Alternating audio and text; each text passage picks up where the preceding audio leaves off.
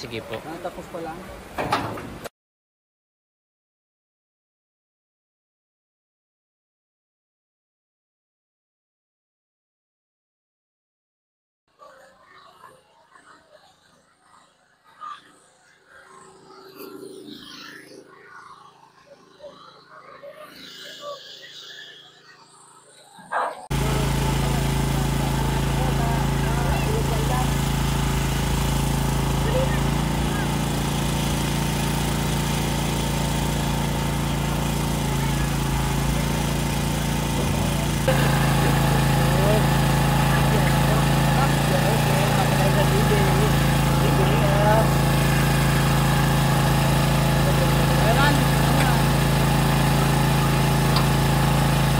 Sa ngayon, ongoing ang gagawa ng pagkukumpuni ng tulay. Opo.